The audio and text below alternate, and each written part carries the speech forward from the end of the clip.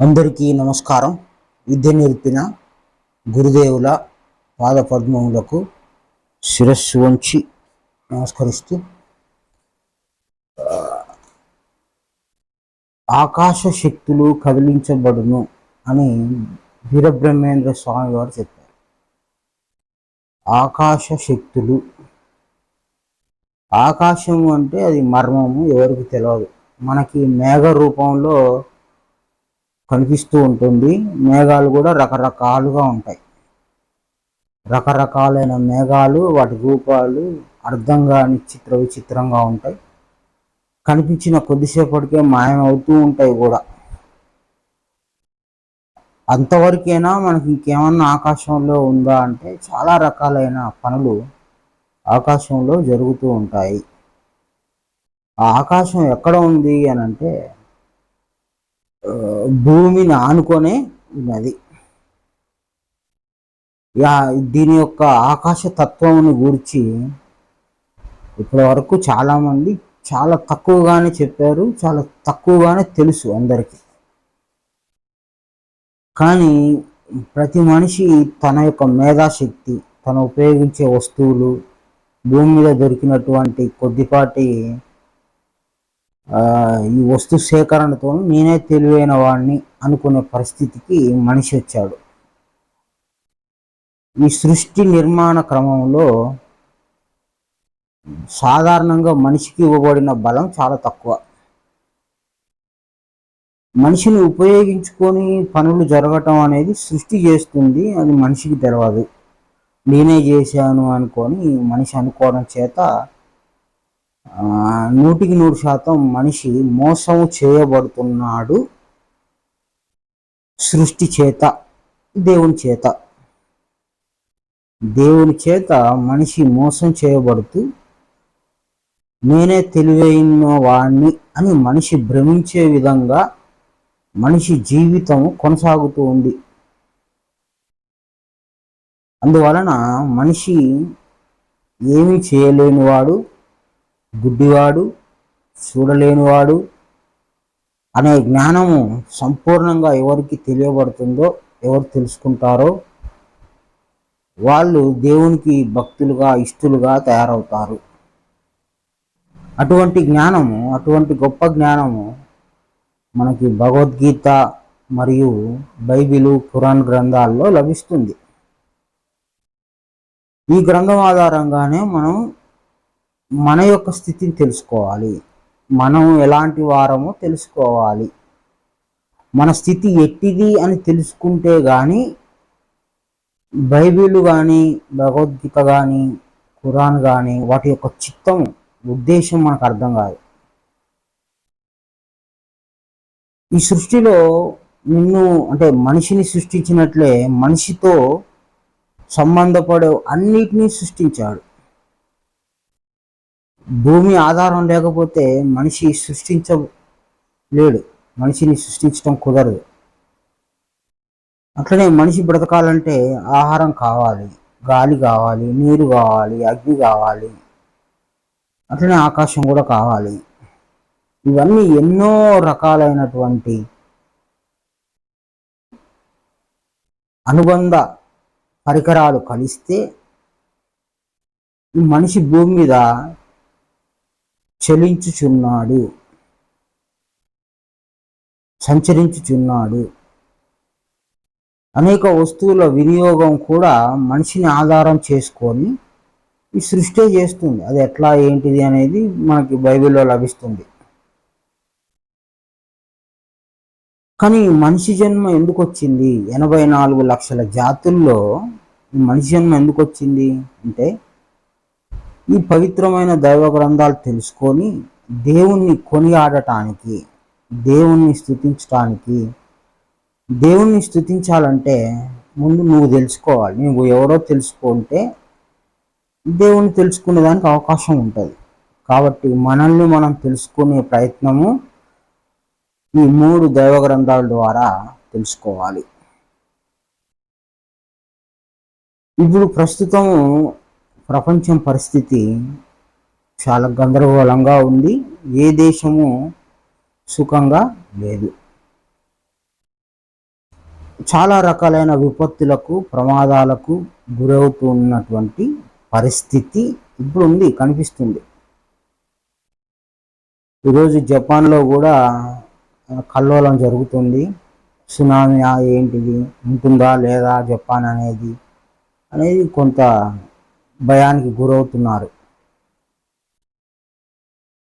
ఎవరు ఎంత భయపడినా, ఎవరు ఏం చేసినా, ఈ సృష్టిలోకి మనిషి జన్మగా రావాలని ఈ సృష్టి నిర్మాణంలో నిర్ణయం తీసుకుంటుంది. దేవుడు నిర్ణయం తీసుకుంటాడు. ఎప్పుడు మనిషి ఈ భూమిని వదిలిపెట్టిపోవాలో దేవుడే నిర్ణయం తీసుకుంటాడు. శరీరాలు, ఏ శరీరం రావాలనో, ఎక్కడ ఎంతకాలం ఉండాలనో అదంతా సృష్టి ప్రణాళికలో భాగము. కానీ ఇవ్వబడిన జీవితం సద్వినియోగం చేసుకునే అవకాశం మనిషికి ఉంది. ఏది? దైవ గ్రంథాల ఆధారంగా.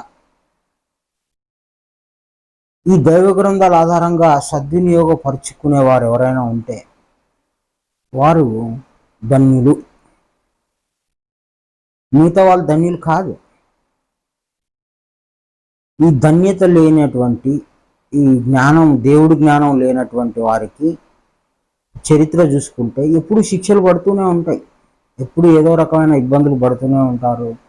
దేశాలు నాశనం అవుతుంటాయి, ఇబ్బందులు పడుతుంటారు. ఈ విధంగా ఇప్పుడు హెచ్చరికలు కూడా మనకు చాలా అవసరం. దేశం బాగాలేదు, పరిస్థితులు బాగాలేదు, దైవ మార్గాన్ని బలంగా పట్టుకోండి, దైవ విధానాల్లో ఎక్కువగా నిలబడండి, సహనం వహించండి, దేవుణ్ణి ప్రార్థించండి, ప్రభువుని నమ్ముకోండి, అల్లాని నమ్ముకోండి, పరమాత్మను నమ్ముకోండి, ఆత్మను నమ్ముకోండి, ఆధారం చేసుకోండి, భక్తిగా ఉండండి, భగవద్గీత, బైబిల్, ఖురాన్ చదవండి. పదే పదే జ్ఞాపకం చేయడం తప్పులేదు. ఇట్లా జ్ఞాపకం చేయాల్సిన అవసరము, టైము ఇప్పుడు ఉంది. నడుచుకోవాల్సిన టైం కూడా అధికంగా ఉంది. ఈ సమయాన్ని వృధా చేసుకోవద్దు, పాడు చేసుకోవద్దు. ఇచ్చిన జన్మ ఏ ఉపయోగం లేకుండా చనిపోతే, లేకుండా పోతే మళ్ళీ మనిషి జన్మ ఎప్పుడు వస్తుందో తెలియదు కనుక, ఈ మనిషి జన్మ ఎప్పుడు మళ్ళీ వచ్చి మళ్ళీ దైవాన్ని మనం పట్టుకుంటామో తెలియదు కనుక, ఇది పోకముందే, సావు రాకముందే దేవుడి విషయం తెలుసుకొని దేవుడి జ్ఞానంలో ఉండాలని కోరుకుంటూ, ఈ ఆకాశంలో జరిగే పనులు మర్మమైనవి, గుప్తమైనవి. వీటి గురించి యోబు గ్రంథంలో కొంత రాశారు, భగవద్గీతలో కొంత ఉంది, బైబిల్లో ప్రకటన గ్రంథంలో కూడా కాస్త ఎక్కువగానే రాశారు. దేవుని పాలకుల గురించి, పాలనా వ్యవస్థ గురించి, ఆ విధి విధానాల గురించి కూడా కొంత రాశారు. మనల్ని ఎవరు చూడట్లేదులే, మనం నీతిగా ఉన్నామా, అనీతిగా ఉన్నామా, మనం ఎట్లా నడుచుకున్నా ఏం కాదులే అనేది ఎప్పుడు కూడా మనం నిర్లక్ష్యంగా ఉండకూడదు. మనల్ని కనిపెట్టుకునేవి, మన ప్రవర్తనని గమనిస్తున్నవి, మనం మాట్లాడే ప్రతి మాటని గమనిస్తున్నవి చాలా శక్తులు ఉన్నాయి. మన పక్కనే ఉన్నాయి, మన చుట్టూ ఉన్నాయి. అవి మనకు తెలియదు అంతే. కానీ సమయం చూసి నువ్వు మాట్లాడే ప్రతి మాటను గమనించి నీకు శిక్ష వేయడానికి, నీ కొరకు సునామీలో, భూకంపాలో రావాల్సిన పని లేదు. నీకు కంటికి కనపడని వాళ్ళే నీకు శిక్ష వేసే విధంగా దేవుడు ఏర్పాటు చేసి పెట్టాడు. నీకు తెలియదు అంతే. వాటి యొక్క శక్తి, వాటి యొక్క బలము మనకు తెలియదు అంతే. కనుక ఈ భూకంపాలు, సునామీలు, ఇంకొకటి వాటికే భయపడతామా, నీ పక్కనున్న వాళ్ళకే భయపడతామా అంటే, మన పక్కనున్న వాళ్ళే చాలా ప్రమాదకరమైన వాళ్ళే. ఎందుకు? వీళ్ళకి నచ్చంది ఏదైనా ఉంటే వీళ్ళు అప్పుడే శిక్ష వేసే అవకాశాలు కూడా ఉంటాయి.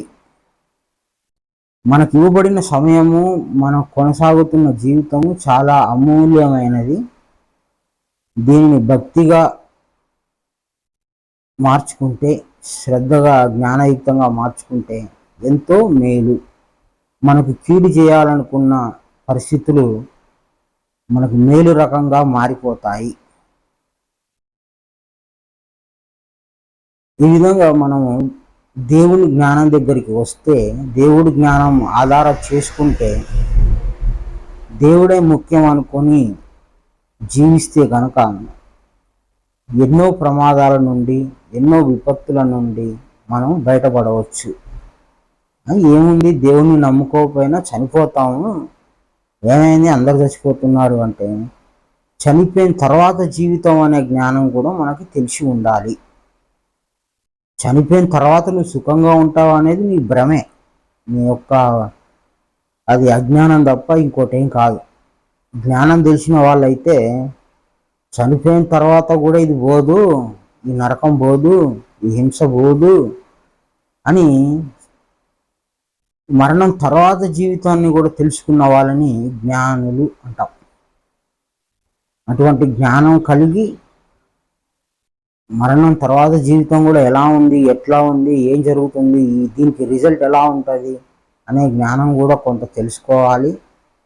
ఈ విధంగా ముందు వెనకాల జ్ఞానము, కంటికి కనపడని వ్యవస్థ జ్ఞానము, కనిపించే జ్ఞానము, ఇదంతా కలిపి చిన్న చిన్నగా తెలుసుకుంటే, జ్ఞానం మీద శ్రద్ధ పెంచుకుంటే తప్పకుండా మన జీవితము ఆత్మ సంబంధమై, జ్ఞాన సంబంధమై, దేవుని సంబంధమై కొనసాగుతుంది.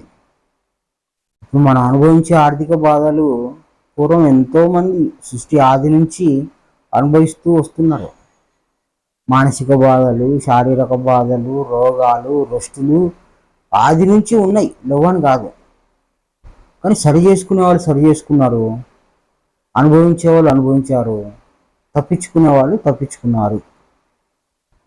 దేవుడు ఎవరి నోటి నుండి అయినా ఒక విషయము హెచ్చరిక చేస్తే వాళ్ళని హేళనగా మాట్లాడకూడదు. అలాంటి విధానం ఉంది. ఎవరన్నా ఏదన్నా చెప్తే జరుగుతుందా, అది అవుతుందా, మమ్మల్ని ఎవరు చూస్తానులే, ఇదంతా కట్టు కదా అని అంటుంటారు.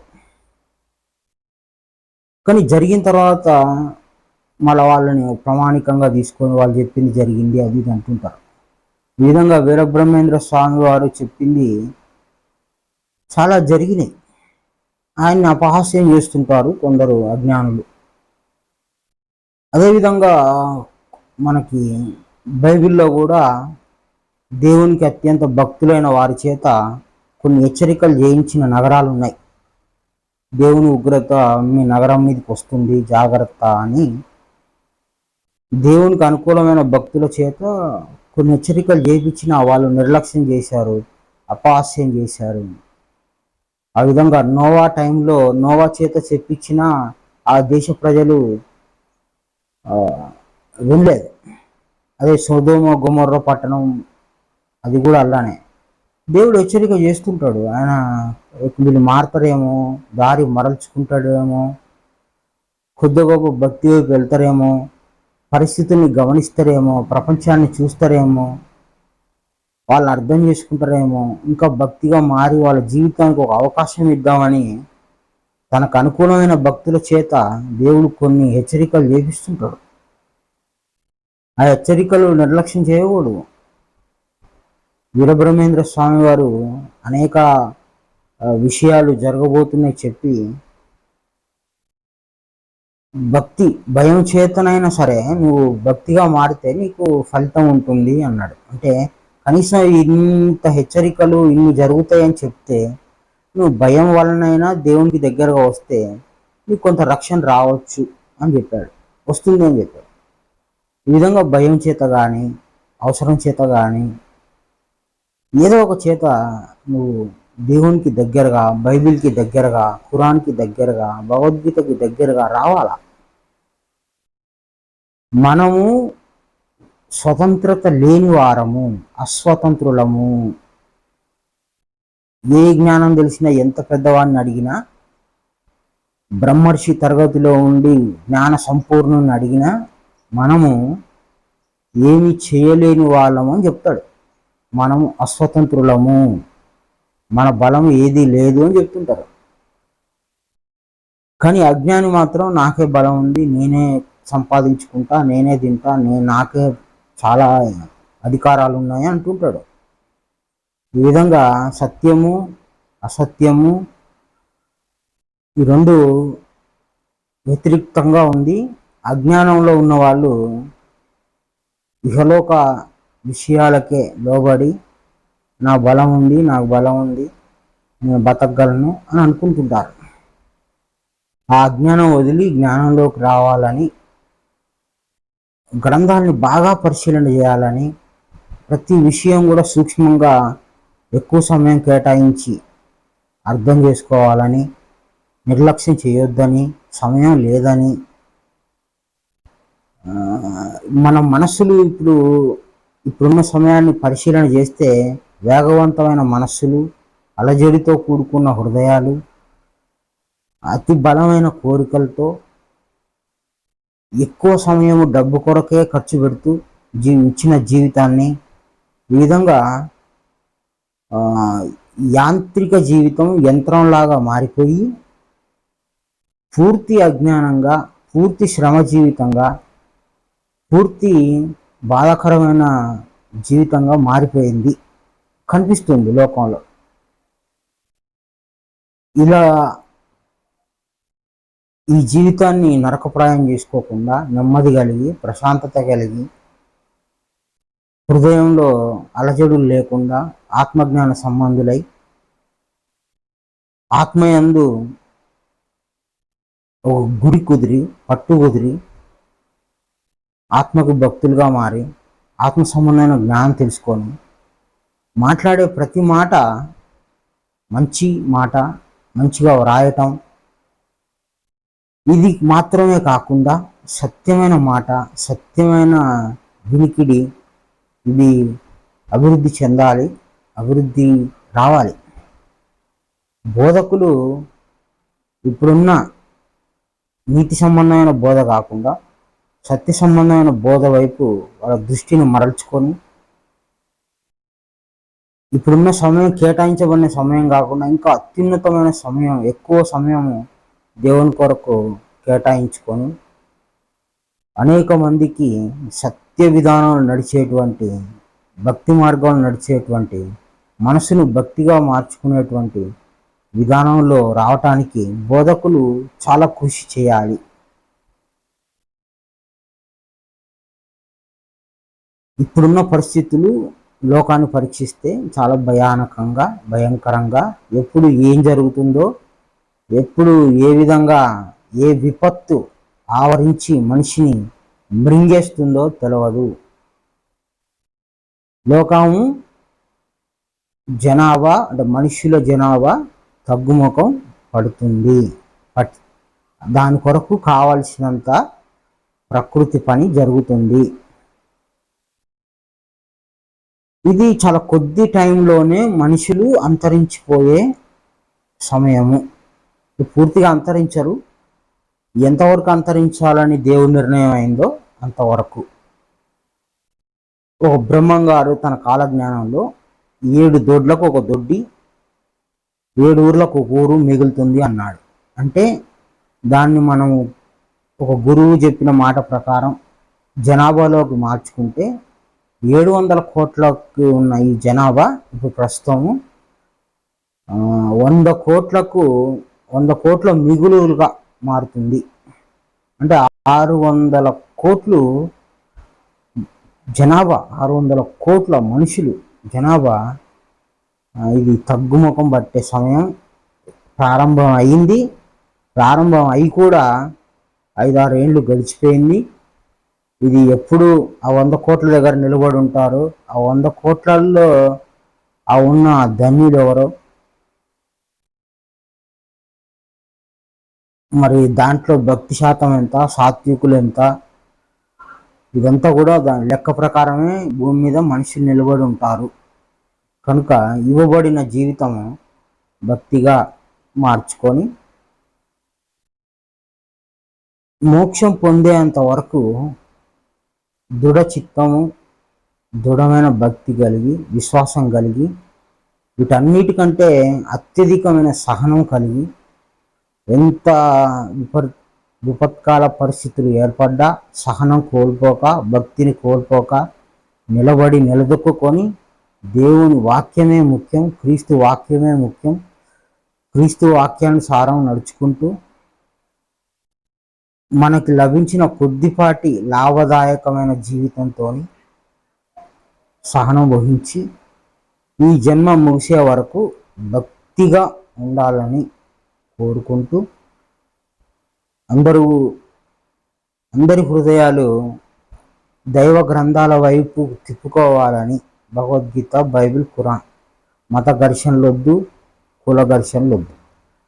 కేవలం బుద్ధిని మాత్రమే ఆధారం చేసుకొని గ్రంథాల దగ్గరికి రావాలి. కేవలం బుద్ధితో, శ్రద్ధతో దైవ గ్రంథాల దగ్గరికి వస్తే వాడు నిజమైన భక్తిగా మారడానికి అవకాశం ఉంటుంది. ఈ లోక సంబంధమైన కిరీటాలు మనిషిని కాపాడలేవు. కనుక కేవలం బుద్ధి, శ్రద్ధ ఈ ముఖ్యంగా పెట్టుకొని శ్రద్ధ కలిగి దైవ గ్రంథాల ఆధారంగా జీవితాన్ని కొనసాగించాలని కోరుకుంటూ అందరికీ నమస్కారం. గురు సమర్పణ.